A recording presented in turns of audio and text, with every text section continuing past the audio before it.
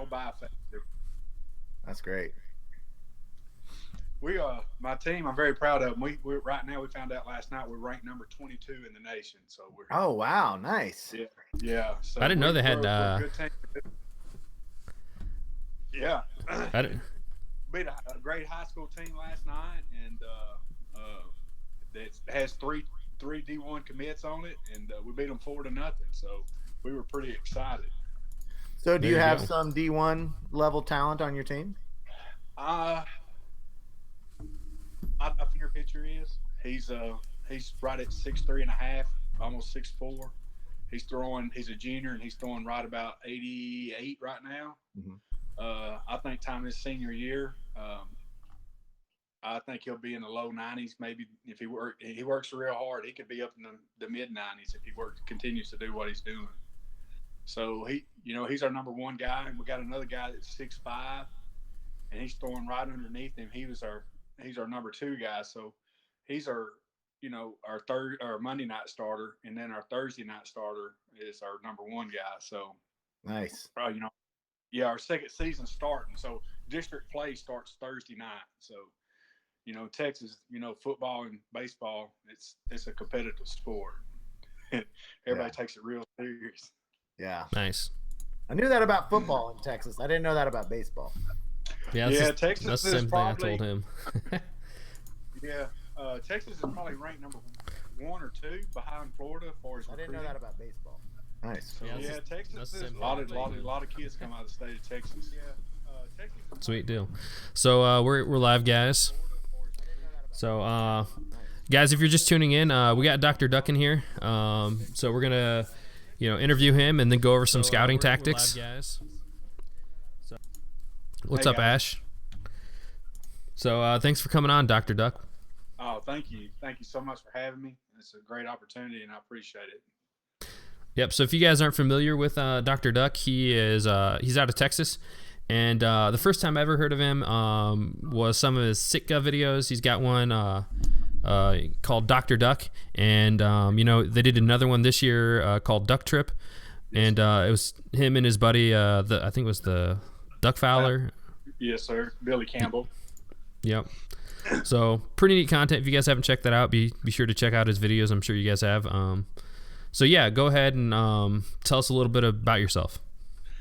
I'm just the guy who loves to duck hunt. Very passionate about it. Like spending time doing it, and it's something I got to do.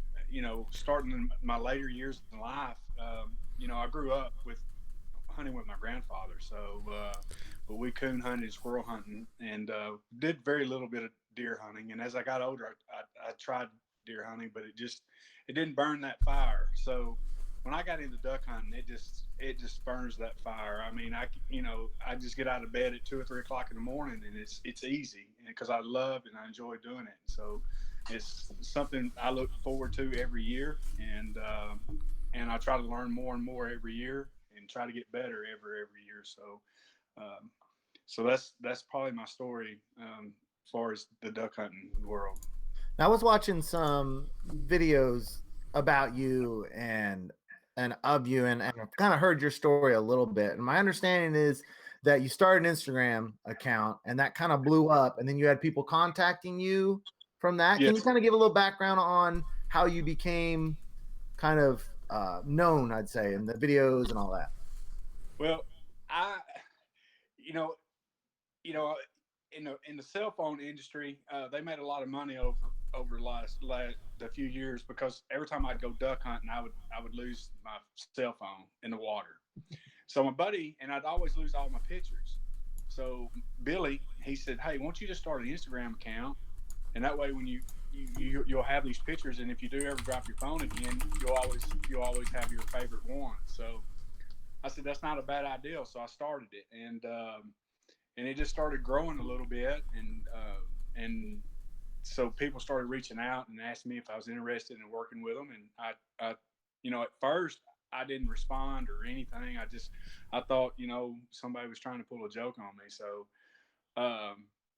So I had Billy to reach out to them and see if it was true, and it turned out to be true. And we started working with Can Outdoors, and everything grew from there. And the first video that we done was the Dr. Duck, and it just it it was pretty successful in my opinion, and Sika was real happy with it. So we jumped out and they asked us if we was interested in doing some more stuff with them, and we did the 25 horse, and then of course we went on and did the duck trip as well.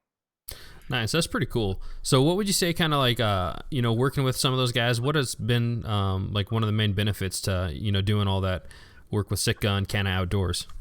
It was an honor, and they were great people to work with. Ben became a family friend. He's just not a guy I work with. He's came a family friend, and we stay in touch today on a regular basis. And Sika, I mean, I couldn't, what they've done for me is a dream come true. And every guy that I know, and we talk about it, and it's exciting to have that opportunity, because guys like me, uh, those opportunities don't come open every day. We're here in the state of Texas, and if you guys were planning a duck trip, state of Texas was probably the last place on your list to go. So, so for them to give a guy like me an opportunity from the state of Texas was very honorable, and I can't thank them enough. And you just appreciate those times you get in those opportunities. So we don't, like you said before, they don't come across every day. Gotcha. That's a pretty cool story. So, was your initial video with them shot in Texas? Yes, some of it was shot in Texas, and then some of it was shot in some other locations. We traveled to Arkansas and got some footage there as well. So I know one of your main things is you always like to say that you're a big advocate of the public hunting, but I've heard Texas might be a little bit more of a difficult state than others to hunt public. Texas is a very hard state to hunt, and two reasons why. I can say, and I'm probably undershooting it a little bit, but I'm gonna say I know minimum it's 95% privately owned. So all the public lakes here is basically what you have an opportunity to hunt. So, and that's where we hunt. It's open water and open lakes, sloughs, and every once in a while you get a beaver pond or something, or creek that's come off the lake, and you have access to it. So um, Texas is very locked up, and anything here that's leased or is able, if you're available to lease it, it's real expensive, and so it's hard for these younger guys to access that property or have a chance to lease it. So I enjoy the public land hunting. I enjoy the competition of it on both sides, as far as trying to find the ducks, locate the ducks, and then also the competition of having a neighbor next to you. So it makes it a very interesting day.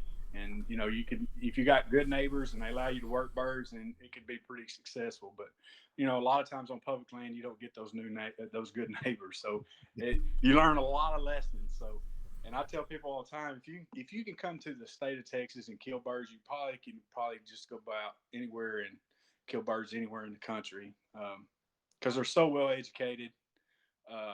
Time they get here, they've seen all the mojo tricks. They've been shot at.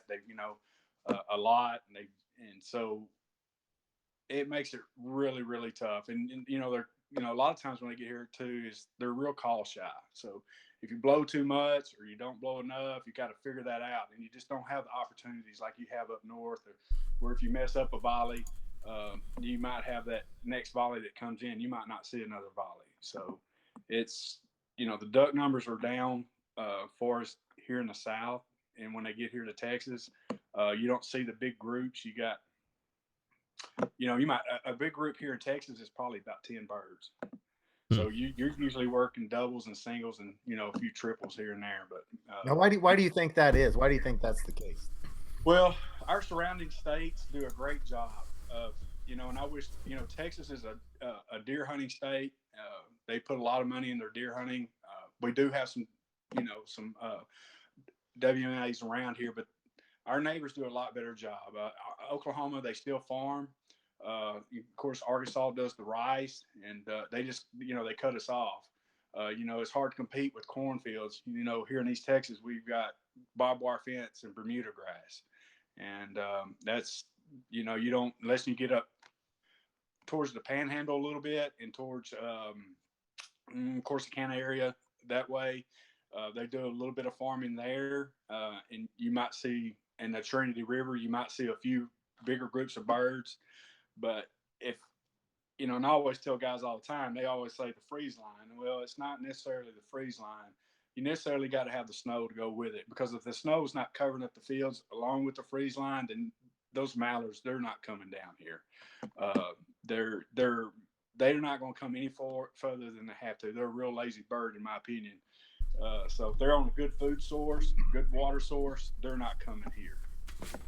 Yeah, and I would say it's not just snow; it's 6+ inches of snow. Yeah, yes, I would say that too. It's, you know, it's we got to be. we hunt out of Kansas here, and we get lots and lots of birds. But this year was a pretty good weather year. But the 2 years prior, it was so warm that they barely got down to Kansas. So I would assume that the last 3 years, not maybe so much this one, but the two previous, were really rough for you guys. Yes, it's really it's tough, and you know, a lot of younger guys that get aggravated because they see the duck numbers that Ducks Unlimited and the other organizations put out, and they get excited and they think we're going to have a great year. And then, of course, then when the year gets here, it's like, where's the birds? Where are all these birds? Everybody's telling us all these numbers, and they don't get here. This year we did get a freeze, and and I'm telling you, we limited out 3 or 4 days in a row, solid green here in the state of Texas, and everything was froze up. But as soon as that ice melted, I'm telling you, they were gone that day. So, but we don't have the food source to hold them here like you guys have in Kansas. We just don't have the farms anymore. Yeah, the ducks never ever get all the way past us ever. They're all, no matter what, they're always ducks to hunt here. But when the ice does come off here, it's when it's the best.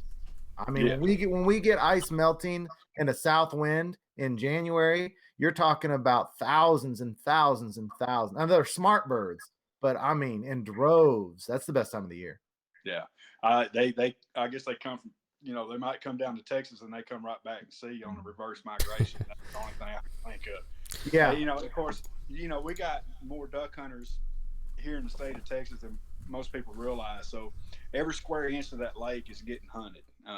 These birds around here, it's really hard for them to get a good resting spot. If you travel Oklahoma and you travel Arkansas, they got zones off to where you can't go and hunt them. The birds are allowed to go and rest. State of Texas and East Texas, we're not set up that way. Mm-hmm. We do have some places that's designed where you have to be off the water by noon, and or you have to stop hunting by noon and be off the water by 1.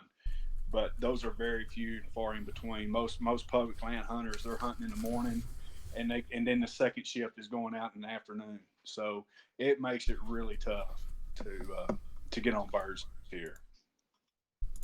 Oh, looks like there it is. Yeah. Okay. Yeah. All right. Yeah.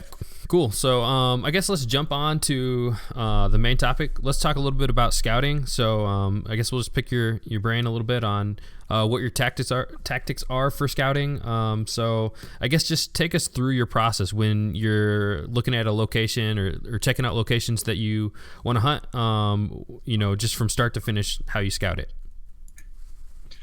Well, if I'm on the road and I'm traveling, the first thing I'd like to do is, I pick out pinpoints. I've been doing it for years, so I kind of have an indication of where I want to go and what I want to do.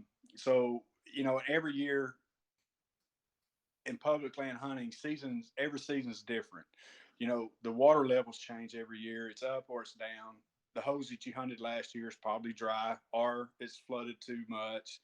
There's too much water in it. So but those birds are in that area, and you just have to find them. So what I like to do is go places, and before daylight, I'd get up, get in an open spot so I can watch the sky, see where birds are flying or working, and if we do get on some birds in that location, then we try to work our way to them, and we try to figure out where they're landing from, where they're coming from. And then, once we figure all that out and we got them locked down to a certain location, and then we'll take that extra step of Of course, if you've seen some of my stories on Instagram, I'll get in there and I'll get as close as I can. I'm watching the birds. I'm trying to see exactly where they're doing, exactly where they're landing, or how many different spots, if we're in the timber, they're landing. And in the back of my mind, I'm thinking, how many guys I got with me? What's the wind blowing now compared to what it's doing in the morning? And then I'll try to figure out exactly how we're going to set up according to how many guys I got, how many dogs I got, how many boats we're going to have, where we're going to hide the boats. All those little steps, I think, creates a successful hunt. I just see too many guys, and there's nothing wrong with it. I understand guys have got to work and they get off at a certain time and they got to go out there and they run their boats through there and all they do is push those birds out and not really get a good idea of what those birds are doing. And so I try to take the extra step of just taking that time to really figure out what those birds are doing and why they're really there. Are they there just watering? Are they loafing there? Are they feeding there? There's a difference. How bad do those birds want to be there is what I'm trying to figure out. And once you create that story of what's going on, then you kind of can line everybody else out and what to expect the next day. So that's what I try to do most of the time. Are there any tips you have to identify whether they're feeding, loafing, or watering? Uh, to me, and a lot of guys ask me that question. The loafing birds, to me, is going to be pretty much on open water. Guys call me all the time, say, "Hey, we found a bunch of birds and they're on open water. Either their new birds arrived or they fed. And somebody's pushed them out of their feeding hole." And they came out and they're loafing on open water somewhere. And what I mean here in East Texas on the bigger lakes, if they're not on the back slough somewhere and they're sitting, kind of in the middle of the lake or on the edge of a big bend or something like that, then they're just loafing right there. And a lot of times is you can tell how bad the birds want to be there because some of them, when you do scout, you are going to flush some of them up, and they're going to fly out. But if they want to be there bad enough, they'll start migrating back in about 15 or 20 minutes. If you can just pull off about 600 yards with a pair of binoculars and you can figure out exactly where they're landing, if they really want to be there. If they don't return, to me, it's a loafing spot. And you go set up there. Oh, you guys there? Yep, we're still here. Go ahead. Yeah, and you go set up there the next morning, and you get a phone call. Hey, there was 300 birds in here yesterday, and not one of them showed up. And that's the indication there's a spot where they just found a rest where they just nobody was bothering them. They and that's what they do. They just try to find a spot where they can where they feel comfortable. No predators or anything like that's messing with them. A lot of times. Guys on these lakes, they push these birds around so much in these boats and these mud motors that we have in the South. We have a lot of them. So it ends up pushing a lot of birds around. So that's the first indication that you could tell if it's a loafing spot or if it's a feeding spot. If they're just sitting there, if a bunch of them fly up and they get up real quick, they get up real high and they start heading north or south or east or west, but they don't, they're not coming back. So you could just tell that's probably a loafing spot for that group of birds. So you're trying to find you're trying to find the feeding locations then, opposed to a loafing spot. Here in Texas, yes. You try to find, because like I said, loafing spots to me, and I haven't been very successful at them, is because they change from day to day, and it depends on what type of pressure they get that day, whose boats has been in their hole, how many times they've been run out of that hole. There might have been one guy that come scouted that morning, pushed them out. 2-3 hours later, another guy come in that morning and pushed them out. So they're flying from their feeding hole to where, hey, we're going to go land over here, let this guy get out of there, and eventually they'll start going back to the feeding hole. So it seems like sometimes you find locations that are a feeding hole, and you got another feeding hole, and you got birds kind of like, they're almost like the exact same area, but the birds are picking one opposed to the other. Do you got any suggestions or reasons why you think the birds pick one opposed to another? That I really don't know. When it comes to feeding, I think that has to do with the elements that they're dealing with. Colder weather is going to be higher protein. Warmer weather is going to be, vegetation and lighter, stuff that's not burning them up. So I feel, you know, ducks dictate how they feed according to the weather. So we here in Texas, we don't have the high protein food really. We got smart weed, and then we got what we call the duck peas and the duck beans, and actually just one seed is just a little bit larger than the other. So we try to find those locations. Those pretty indicating, that's the best food plots for them. Sometimes we got these, we find them on these sandy beaches and stuff like that. And then, to me, that's basically where they're just trying to get a little sand in their crawl, just a little loafing spot. And they just don't seem to be consistent enough to come back to those locations. It's more or less, in those backwater sloughs, beaver ponds, where they can get on that vegetation. I think this is all really interesting. So I've got a place I want to talk to you about, and you may or may not have answers for me. So we've been hunting this little marsh for about 7, 8, 9 years now. And you can't get into it with boats, and it doesn't get overly hunted very much. And it's actually full of American lotus, which is like a lily pad. Yep. And I've always wondered whether the mallards would feed on these seeds, which actually they're edible and they're pretty good. So we've had a lot of success on this marsh over the past 6 or 7 years, mostly during November, but it's typically been gadwalls, teal, shovelers, not really mallards. Now this year the water was down, I'd say about 6 inches to what, so it's about knee deep, maybe a little bit less water. And the mallards came and were in this place by the thousands this year. I mean, we shot limit after limit after limit. The conditions really hadn't changed. So I'm scratching my head to try to figure out what was the difference as to why they were there this year. Because I mean, it was I'd say from November clear to mid-December, we were shooting limits almost every single time out of this place, and never before. I mean, we've always scratched out a few mallards in there, but this year was drastically different than any of the years. So I'm scratching my head as to maybe the water depth was a little different so that they were able to access these seeds. And I didn't check their crops, which was stupid of me to not do. But I just can't, it's a head scratcher to me as to why they were there in such force this year. And you said what was the food source again? It's American lotus. So it's like the big lily pads, and they've got these big nuts, which are, not much smaller than an acorn. I cannot imagine why mallards would not eat these. Well, I don't.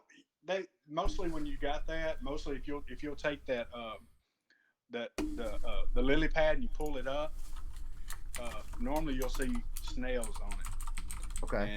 And basically those snails are high protein, and they really love those snails. Really? Yeah. So if you can go out there, I guarantee you can go out there right now and pull some of them up, and you'll see little snails on the stem that goes down into the water, and sometimes they'll get underneath the lily pad's leaf. I don't know if they eat those big seeds or not, but I do know that those mallards, they really love those snails that attach themselves to that plant. Now, by the time they're in there, the actual green pad itself is gone, but you still have the stalks, just the bare stalks coming up. Yeah, and those snails are in there too. And if the water level got low, they're sitting on the bottom or something like that, and those ducks are getting to them. We have a lot of those lily pads here in East Texas, and they feed on those things constantly. So. I can't believe I'm so kicking myself that I didn't check crops. It was so stupid. I was so high from all the limits that I just didn't. I was getting home and just cleaning them and high-fiving everybody. and a lot of times you're especially in Kansas, if a farmer, maybe he hadn't farmed there in several years, and all of a sudden he leased it back out to maybe somebody started farming it again, and they're flying there to rest because it's close to that crop. I mean, people don't think about that, but a lot of times that changes their flight pattern as well.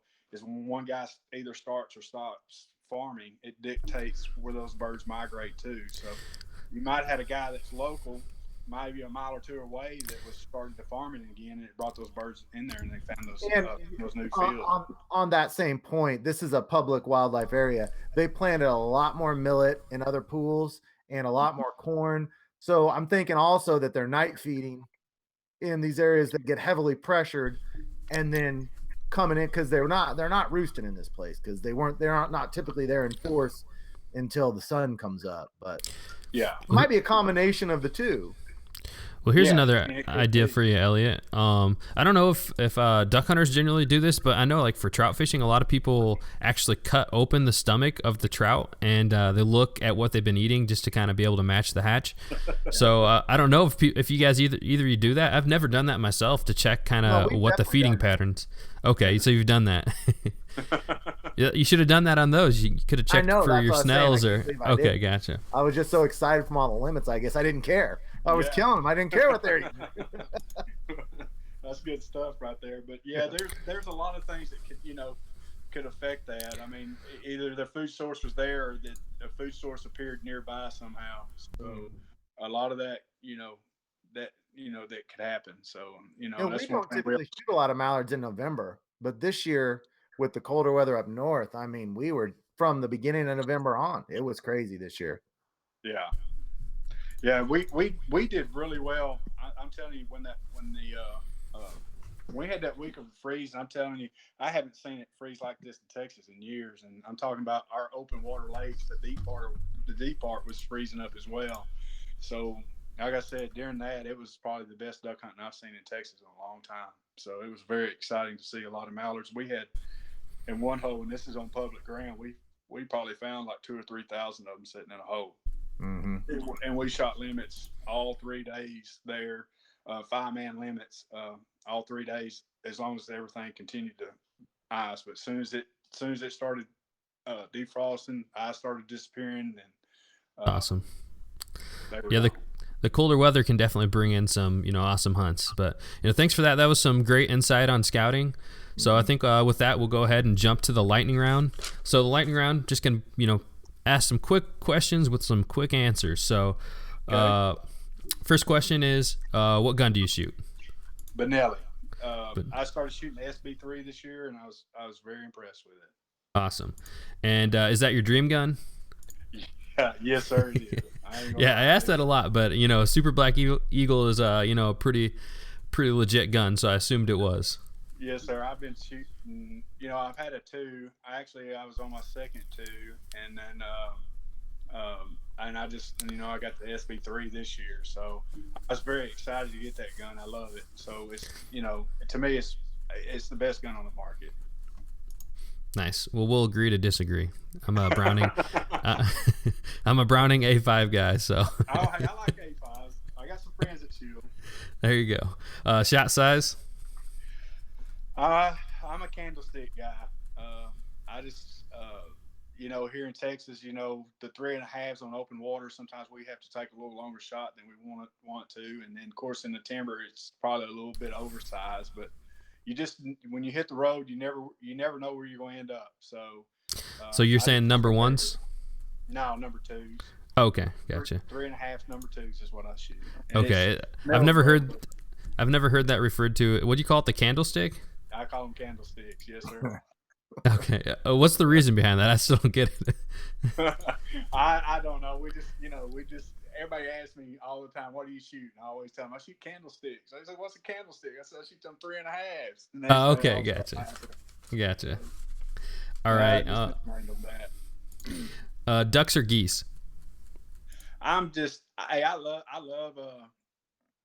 love geese hunting every once in a while, but to me it's 100% ducks.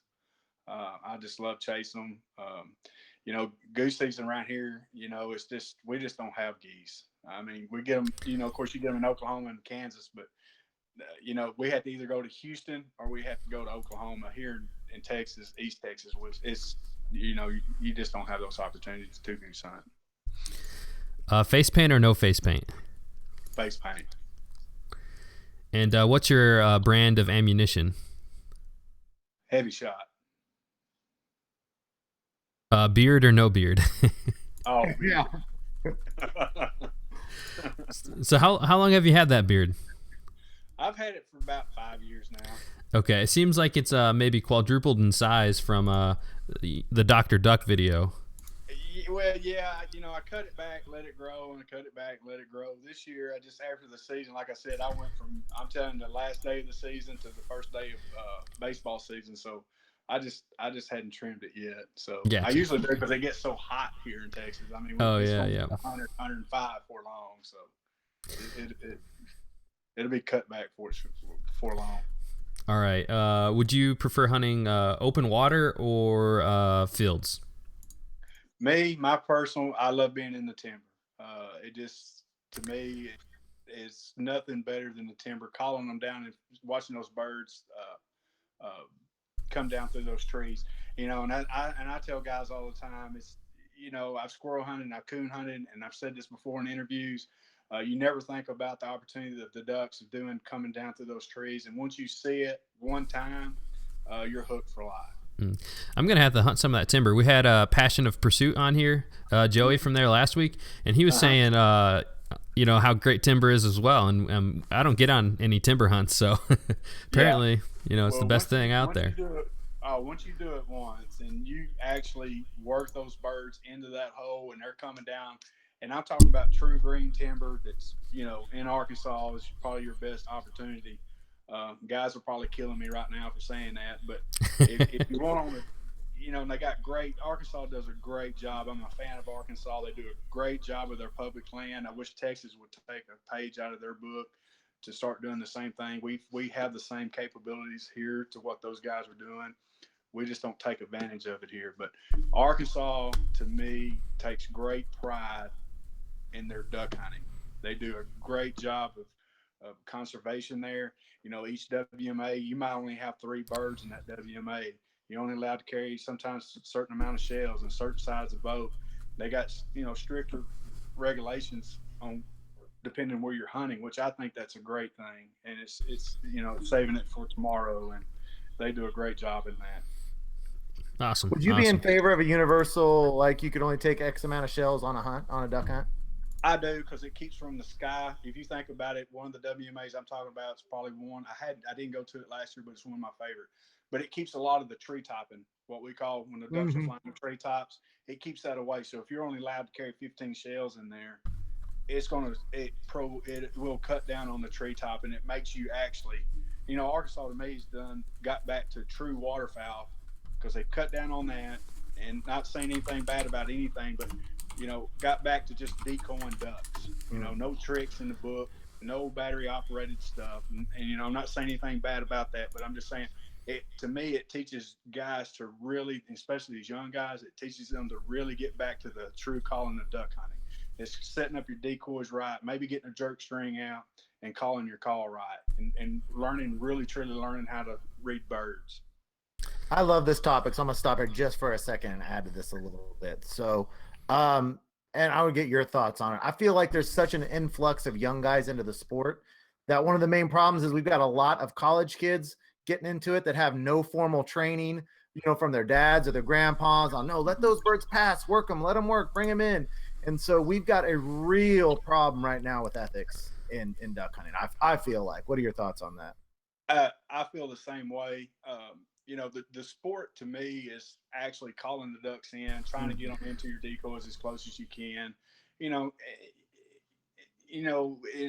That's an art to me, is when you do that. And it's not all about the kill all the time. It's actually doing your job of really working those birds in, really getting them full to really come in and set in those decoys, and you're making good, clean kill shots. When you're shooting outside your zone a little bit, you're wounding the bird. And we got dogs too, but if a duck can outswim a dog all day long. So when you're losing birds and you're taking long shots, to me that's just not a fun day. To me, is working those birds in. And in Texas, it's really hard to do. And I understand these young guys' frustration because, and I tell guys all the time, is you hunt a lot of fields, and you call these big group birds in. And you got 5 or 6 guys, and you got 30 shots between you, and all of y'all unload, and you kill about 10 of them, but the other 500 flew away. You just educated 500 birds, and they educated to that mojo. So when they get down here to the South, we don't. Honestly, I haven't used the motion stuff in years because the ducks are starting to learn to flare away from it and come into it. But the younger guys just need to get back to what duck hunting is, what it's about, and it's not about. And what they got to understand too, in my opinion, is just killing limits every day to me is not a successful hunt. It's how you kill Yeah. them, and Amen. and calling them in is the key of a successful hunt, and learning to read birds as you're calling them. Are you blowing at them, or are you just blowing a duck call, or are you actually watching their wing speed? Is it slowing up or slowing down? Are they actually turning and looking at you?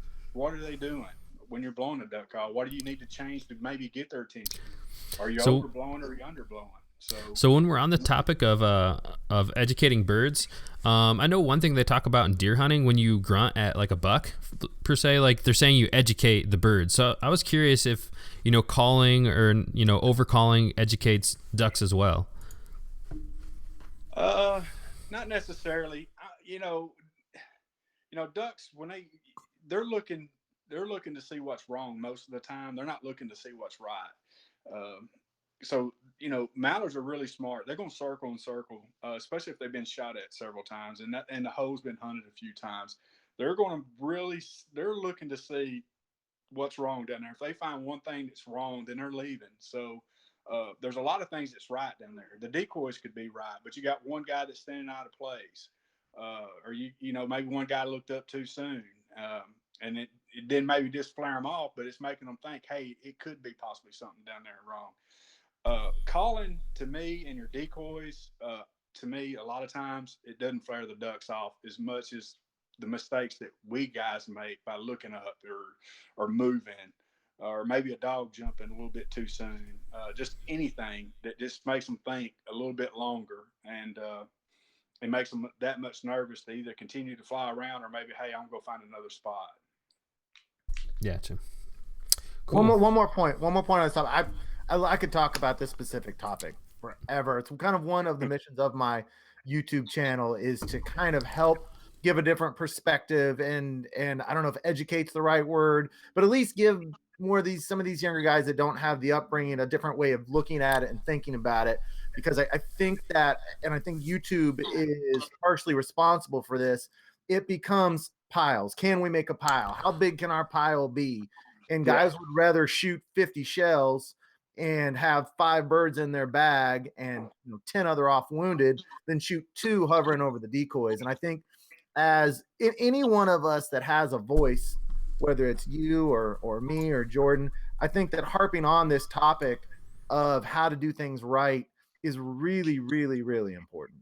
And I think it's something certainly with your mouthpiece with Sitka and everything, it's something certainly that you guys have an opportunity you can speak to as much as you can as well. Yeah, and we have, me and Billy, we have taken that extra step this year, and basically, of course, you run into it all the time in public land where one guy's just set up too close to you, and we've had that happen to us a couple times this year. And what we try to do is invite those guys because number one, they're not educated enough to know, hey, I'm setting up too close to someone. So what we do is we invite them over, we hunt with them, talk to them, educate them. We had several cases this year where we ended up hunting with guys we didn't even know and got to know them, and I felt like they learned something from us this year. Great. We're working mallards, and then of course a few of them didn't realize that we'd have mallards working, and the teal would come land in the decoys. We wouldn't even pull the trigger, and they're like, "What?" It's not all. I want to learn how I'm gonna get those greenheads in. I'm not a purist. I like the challenge of getting that bird convinced to come down and land in those decoys, and they learned a lot. So it makes me appreciate it more to be able to teach somebody something like that. So absolutely. Yeah, that's pretty cool. I think I'm gonna have to figure out where you hunt and set up a little too close to you. Yeah, we'll make a road trip. I don't know if they knew who we were or what. They did it, and of course we invited them over there, and of course it was more fun for us to invite them over and hunt with us, and of course and to see how we do things. And of course they're smart guys. They asked us questions and. They figured it out pretty quick, and I think from now on those guys will move on. I think those guys, they got a base to start off from. So that's great. Hopefully, yeah, that's great. Yeah. Didn't mean to interject too much on the lightning round, but that's a topic. No. We were done with the lightning round. We just, started going on another great topic. So I'm not complaining about that. So, but yeah, I think that about does it. So, we appreciate you coming on here, Dennis. And anything you'd like to say to your fans, or anything you got plans for the future you want to share? I just want to say that it's been an honor working with Sika and having the opportunity to work with those guys, and they're a great company, great group of guys, but I'm really honored to this year to have the advantage to work with Realtree and Drake Waterfowl. That there was nothing that a lot of guys think something's bad. Always bad's happen when you make changes, but sometimes you make changes that help move the industry some, and that's what we've done with Realtree. Talking with those guys and being part of their family and their about family. I've watched Realtree guys ever since I was little. So to work with these guys in the future and the videos that we got and the plans we've got made it's exciting news for us. And like I said, to work with Realtree and be a part of their family and be just open armed with those guys is a dream come true for me. So I'm looking forward to that. I just hope everybody continues to support us and can continue to grow as the day goes on. Awesome. Anything else from you, Elliot? I don't think so, Dennis. If you ever want to get on some public land in Kansas, my YouTube channel is Freelance Duck Hunting. You can always get a hold of us and see what public's like in Kansas. I'd love that. I'm going to take you up on that opportunity. Sounds good. All right. Thank you, guys. All right, guys. Well, that's all for us tonight. So thanks for tuning in, and we'll see you again next week right here at 7 o'clock Eastern. That's all. We'll see you. Bye.